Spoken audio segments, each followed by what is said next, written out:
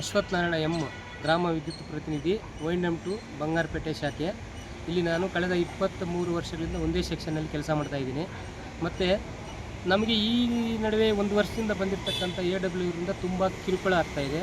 ಮತ್ತು ಎಷ್ಟೇ ಕೆಲಸ ಮಾಡಿದ್ರು ನೀವು ಕೆಲಸ ಮಾಡ್ತಾಯಿಲ್ಲ ಅಂತಕ್ಕಂಥ ತಿಂಗಳಿಗೆ 2 ನೋಟಿಸ್ ಕೊಡೋದು ಅವ್ರು ಮಾಮೂಲಿ ಆಗಿಬಿಟ್ಟಿದೆ. ಮತ್ತು ಮೊನ್ನೆ 25ನೇ ತಾರೀಕು ಬೆಳಗ್ಗೆ ನಡೆದಂಥ ಘಟನೆ ಬಗ್ಗೆ ನಾನು ಹೇಳೋದಾದರೆ, ಫಸ್ಟು ನಾನು 8:30ಗೆ SG ಕೋಟೆಗೆ ಗೃಹಜ್ಯೋತಿ ಮಾಡಬೇಕು, ಕಂಪ್ಲೀಟ್ ಮಾಡಬೇಕು ಅಂತ ಹೇಳ್ಬಿಟ್ಟು ನಾನು ಮನಸ್ಸಲ್ಲಿ ಇಟ್ಕೊಂಡು ಗೃಹಜ್ಯೋತಿ ಹೋಗಿ 2 ಇನ್ಸ್ಟೇಷನ್ ಮಾಡಿದ್ದೀನಿ. ಮಾಡಿದ್ಮೇಲೆ ಫೋನ್ ಬರುತ್ತೆ. ಏನಂದರೆ ಫೋನು ಯಾರಿಂದ ಅಂದರೆ 9449529650 ಅನ್ನೋ ಒಂದು ಮೊಬೈಲ್ ನಂಬರಿಂದ ದೂರ ಬರುತ್ತೆ, ಕಾಲ್ ಬರುತ್ತೆ. ಕಾಲ್ ಬಂದ ಮೇಲೆ ಮಾತಾಡ್ತಾರೆ, ಯಶ್ವತ್ ಎಲ್ಲಿದೆಯಾ ಸರ್, ಈ ಥರ ಗೃಹಜ್ಯೋತಿ ಮಾಡ್ತಾಯಿದ್ದೀನಿ. ನೀನು ಯಾರು ಕೇಳಿದ್ದು? ನಾನೇ ಬರ್ತೀನಿ ಅಲ್ಲಿ. ನೀನೇನು ಮಾನ ಮರ್ಯಾದೆ ಇದೆಯಾ? ನೀನು ಮಾನ ಮರ್ಯಾದೆ ತೆಗೆದಾಕ್ಬಿಡ್ತೀನಿ, ಕನ್ಸ್ಯೂಮರ್ ಮುಂದ್ಗಡೆ ಬಂದು ಕಾರಲ್ಲಿ ಬರ್ತಾಯಿದ್ದೀನಿ ನೀನು ಅಲ್ಲೇ ಇರು ಅಂತ. ಇಲ್ಲ ಸರ್ ನಾನೇ ಬರ್ತೀನಿ, ಸುಮ್ಮನೆ ಇರ್ರಿ, ನಾನು ಆಫೀಸ್ ಹತ್ರ ಬರ್ತೀನಿ ಅಂತೇಳಿ ಬಂದ ಮೇಲೆ ಅಲ್ಲಿ ONM 1 ಸೆಕ್ಷನಲ್ಲಿ ಕೂತ್ಕೊಂಡಿದ್ರು. ನಾನು ಹೋಗಿದ ತಕ್ಷಣ ಸರ್ ನಮಸ್ಕಾರ ಅಂದೆ. ಅವ್ರು ಹಿಂಗೆ ಮುಖ ನೋಡಿ ಸುಮ್ಮನೆ ಇದ್ರು. ಆಮೇಲೆ ನಾನು ಎಲ್ಲಿ ನಿಂದು ರಿಪೋರ್ಟು ಅಂದರು.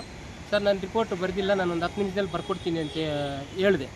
ಹೇಳಿದ್ಮೇಲೆ ನೀನು ಹಂಗೆ ಹಿಂಗೆ ಅಂತೇಳಿ ರ್ಯಾಶಾಗಿ ಮಾತಾಡೋದು, ಬರೀ ರ್ಯಾಶಾಗಿ ಮಾತಾಡೋದು ಬಿಟ್ಟರೆ ಕೂರಿಸ್ಕೊಂಡು ನಿನ್ನ ಕಷ್ಟ ಏನಪ್ಪ, ಸಮಾಧಾನವಾಗಿ ಕಷ್ಟ ಏನು ಸುಖ ಏನು ಅಂತ ಕೇಳೋ ಇದೇ ಇಲ್ಲ. ನಾವೇನೇ ಹೇಳಿದ್ರು ಅದನ್ನ ಕೇಳೋ ಮನಸ್ಥಿತಿಯಲ್ಲೇ ಇಲ್ಲ. ಇನ್ನೊಂದು, ನಮಗೆ OM ಕೂಡ ಹಾಕಿಲ್ಲ ಇದುವರೆಗೂ.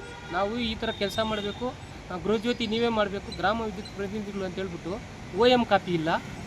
ಎರಡನೇದು, 24ನೇ ತಾರೀಕು ರಿಟರ್ನ್ ಕೊಟ್ಬಿಡ್ಬೇಕಂತ ಹೇಳ್ಬಿಟ್ಟು ಸರ್ಕಾರದಿಂದ ಏನಾದರೂ ಒಂದು ಆದೇಶ ಕೂಡ ನಮ್ಗೆ ಕೊಟ್ಟಿಲ್ಲ. ಅವರು ಕೊಡ್ದೇನೆ ಸುಮ್ಮನೆ ಕೊಟ್ಬಿಡು 403 ಇದೆ 403 ಇದೆ. ನಿಜವಾಗ್ಲೂ ಹೇಳಬೇಕಂದ್ರೆ ಅಲ್ಲಿ 150 ಒಳಗಡೆ ಇದೆ. ಆ 150 ಒಳಗಡೆನ ನಾನು ಮಾಡ್ತಾಯಿದ್ದೀನಿ, ಮಾಡೋಕ್ಕೆ ಹೊಟ್ಟಿದ್ದೀನಿ, ಬೇಗ ಆಗ್ಬಿಡ್ಬೇಕು. ಯಾಕಂದರೆ ಬೆಳಿಗ್ಗೆ ಹೋಗಿಲ್ಲ ಅಂದರೆ ಕನ್ಸ್ಯೂಮರ್ ಸಿಗಲ್ಲ, ಬೆಂಗಳೂರಿಗೆ ಟ್ರೈನ್ ಹತ್ತು ಹೋಗ್ಬಿಡ್ತಾರೆ, ಮತ್ತು ಬಂಗಾರಪೇಟೆ ಕೆಲಸ ಬಂದುಬಿಡ್ತಾರೆ. ಅಂಥವರೇ ಅಲ್ಲಿ ಉಳ್ಕೊಂಡಿರೋದು. ಪ್ರತಿಯೊಂದು ಮನೆಯನ್ನು ಸರ್ಚ್ ಮಾಡಿದ್ದೀನಿ.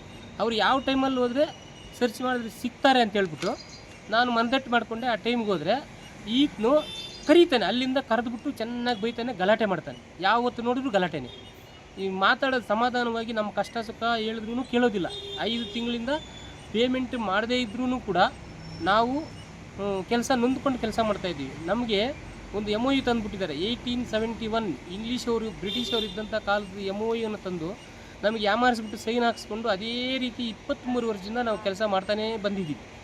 ಇವಾಗ ಅದಕ್ಕೆ ಮೊದಲು ನಾನು ಮರವಳ್ಳಿಯಲ್ಲಿ ರಾತ್ರಿ 8:30ವರೆಗೂ 55 ಇನ್ಸ್ಟೇಷನ್, ನಾನು ರಾಮಕೃಷ್ಣ ರೆಡ್ಡಿ GVP ಮರವಳ್ಳಿಯಲ್ಲಿ ಹೋಗ್ಬಿಟ್ಟು ಅಲ್ಲಿ ಬಿಟ್ಬಿಟ್ಟಿದ್ರು. ಅಲ್ಲಿ ಹೋಗಿ ಅದು ನನ್ನ ಏರಿಯಾ ಕೂಡ ಅಲ್ಲ, ಅದು ಹೋಗಿ ಮಾಡಿದ್ದೀನಿ. 55 ಇನ್ಸ್ಟೇಷನ್ ನಾವು ಇಬ್ಬರು ಸೇರಿ ರೀಡಿಂಗು ವಿತ್ ಗೃಹಜ್ಯೋತಿ ಯೋಜನೆದು 2 ಮುಗಿಸ್ಕೊಂಡು ಬಂದಿದ್ದೀವಿ. 2ನೇ ದಿನ ದೇಶಹಳ್ಳಿ ರೈಲ್ವೆ ಗೇಟ್ಗೆ ಆ ಕಡೆ ನಾನು ಮತ್ತು ಸಿಗ್ನಳ್ಳಿ ಮಂಜಣ್ಣ ಹೋಗ್ಬಿಟ್ಟು 40 ಇನ್ಸ್ಟೇಷನ್ ಮಾಡಿದ್ದೀವಿ. ಅದು ಏನು 5:10 ಮೀಟಿಂಗ್ ಇತ್ತು ಅಂತ ಮೊದಲು ಹೇಳಿದರು.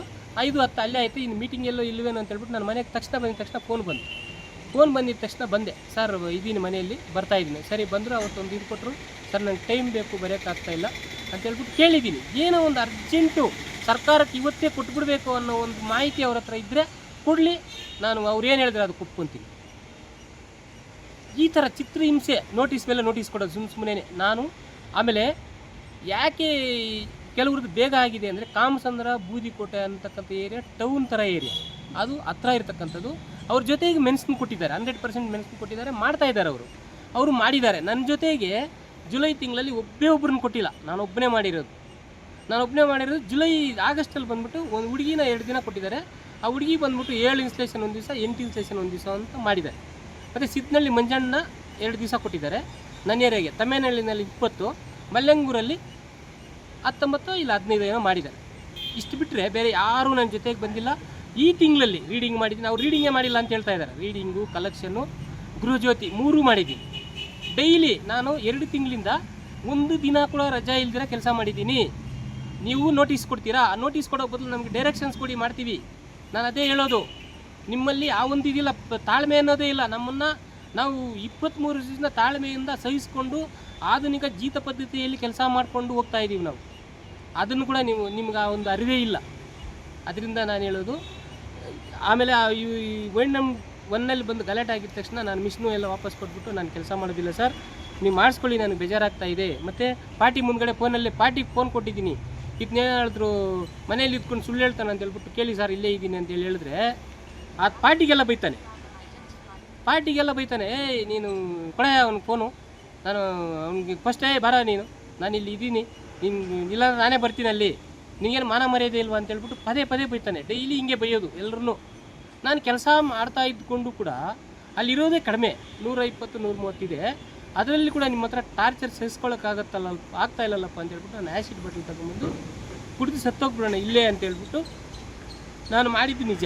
ನಾನು ಸಾಯ್ಬೇಕಂತಲೇ ಮಾಡಿದ್ದು. ಸುಮ್ಮನೆ ಹೇಳ್ತಾರೆ ಬೆದರಿಸ್ತಾ ಇದ್ದಾರೆ ಅಂತ ಹೇಳ್ಬಿಟ್ಟು. ಬೆದರಿಲ್ಲ ಅಂದರೆ ನೀವು ಪೊಲೀಸವ್ರನ್ನೆಲ್ಲ ಯಾಕೆ ಕರ್ಸ್ಕೊಂಡ್ರಿ, ಪ್ರೆಸ್ ಅವ್ರನ್ನ ಯಾಕೆ ಕರೆದ್ರಿ, ಪ್ರೆಸ್ ಅವರಲ್ಲಿ ಯಾಕೆ ಬಂದರು? 5 ತಿಂಗಳಿಂದ ಪೇಮೆಂಟ್ ಇಲ್ಲವಲ್ಲ. ನಿನಗೆ ಮಾನವೀಯತೆ ಇದ್ದರೆ, ನಿಮಗೆ ಮಾನವೀಯತೆ ಅನ್ನೋದು ಇದ್ದರೆ ನಮಗೆ ಪೇಮೆಂಟ್ ಕೊಡಿಸಿ.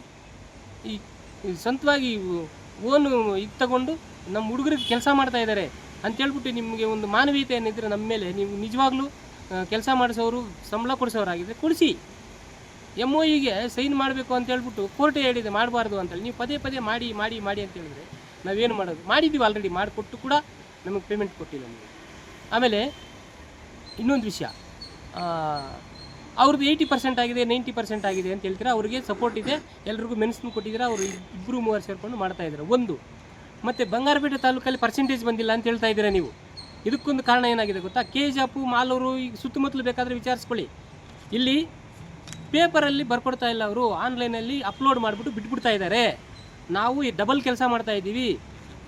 ಮೇಲಿಂದ ಗೃಹಜ್ಯೋತಿ ಸಕ್ಸಸ್ಫುಲ್ ನಂಬರು, ಹೆಸರು, Aadhaar card number, ration card number, voter ID number, ಹೆಸರು, ಮೊಬೈಲ್ ನಂಬರು, ಇಷ್ಟೆಲ್ಲ ಬರೆದು ಮತ್ತೆ ಅವನು ಯಾವ ಕ್ಯಾಸ್ಟು, ಕನ್ಸ್ಯೂಮರ್ ಯಾವ ಕ್ಯಾಸ್ಟು, ಗೌರ್ಮೆಂಟ್ ಜಾಬಾ ಇಲ್ಲ ಇನ್ನೊಂದಾ ಮತ್ತೊಂದಾ, IT ಇದು ಮಾಡ್ತಾನೆ, ಎಲ್ಲ ಟ್ಯಾಕ್ಸ್ ಕಟ್ತಾನೆ ಅಂತೇಳ್ಬಿಟ್ಟು ಎಲ್ಲ ಆ ಫಾರ್ಮೇಟಲ್ಲಿ ಫಿಲಪ್ ಮಾಡಿಕೊಟ್ಟು ಅದನ್ನೇ ಒಂದು 10 ನಿಮಿಷ ಆಗುತ್ತೆ ಬರೆಯೋದು. ಇದು ಮಾಡೋ ಕರೆಕ್ಟಾಗಿ ಡಾಕ್ಯುಮೆಂಟ್ಸ್ ಕೊಟ್ಟರೆ ಒಂದು ಇನ್ಸ್ಲೇಷನ್ನು 6ರಿಂದ 7 ನಿಮಿಷ ಆಗುತ್ತೆ. ಇನ್ಸ್ಲೇಷನ್ ಇದು ಕೊಟ್ಟಿಲ್ಲ ಕರೆಕ್ಟಾಗಿ ಅಂದರೆ ಅರ್ಧ ಅವರ್ ಆದರೂ ಆಯಿತು, 1 ಅವರ್ ಆಯಿತು, ಅಲ್ಲಿ ನಾವು ಅಲ್ಲಿ ಕೂತ್ಕೊಂಡೇ ಇರಬೇಕು. ಒಬ್ಬನೇ ಮಾಡಿರೋದು ಇದೆಲ್ಲ ಕೆಲಸ. ಇಷ್ಟೆಲ್ಲ ಮಾಡಿ ನನಗೆ ಬಿಡುವಿಲ್ದಿರ ಮಾಡಿ, ಮರವಳ್ಳಿಯಲ್ಲಿ ಬೇರೆ ಏರಿಯಾನಲ್ಲಿ ಮಾಡಿ, ದೇಶಹಳ್ಳಿಯಲ್ಲಿ ಮಾಡಿ, ಡೈಲಿ ಕೆಲಸ ಮಾಡ್ತಾ ಇದ್ದವ್ರನ್ನೇ ನೀವು ಹಿಂಗೆ ಬೈತೀರಲ್ಲ, ಸುಮ್ಮನೆ ಆಪಾದನೆ ಮಾಡ್ತೀರಲ್ಲ, ಇದು ನಿಮಗೆ ನ್ಯಾಯನಾ? ಮತ್ತು ಮರವಳ್ಳಿಯಲ್ಲಿ ನಾನು 2005 ಪೋಲಲ್ಲಿ ಬಿದ್ದು ಕಾಲೆಲ್ಲ ಏಟು ಮಾಡಿಕೊಂಡು ಡಿಪಾರ್ಟ್ಮೆಂಟ್ಗೋಸ್ಕರ 11 KV ಲೈನ್ ಟ್ರಬಲ್ ಅಟೆಂಡ್ ಮಾಡೋಕ್ಕೆ ಹೋಗಿ ಲೈನ್ಮ್ಯಾನ್ ಜೊತೆಯಲ್ಲಿ ಕಾಲು ಏಟು ಮಾಡ್ಕೊಂಡಿದ್ದೀನಿ. ಮತ್ತು ಡಿಸ್ಕ್ ಪ್ರಾಬ್ಲಮ್ ಇದೆ ನನಗೆ, ಮೊಣಕಾಲು ನೋವಿದೆ. ಬೇಕಾದರೆ ಸರ್ಟಿಫಿಕೇಟ್ ಕೊಡ್ತೀನಿ, ನೀವೇ ಡಾಕ್ಟರ್ ಹತ್ರ ಕರ್ಕೊಂಡೋಗಿ ಚೆಕ್ ಮಾಡಿಸಿ. BP ಇದೆ, ಎಲ್ಲ ಕಾಯಿಲೆ ಇದ್ಕೊಂಡು ನಾನು ಬೆಳಿಗ್ಗೆ 7 ಗಂಟೆಯಿಂದ 8 ಗಂಟೆಯಿಂದ ರಾತ್ರಿ 9 ಗಂಟೆಗೆ ನಿಮಗೆ ವ್ಯಾಟ್ಸಪ್ ಮಾಡಿದ್ದೀನಿ.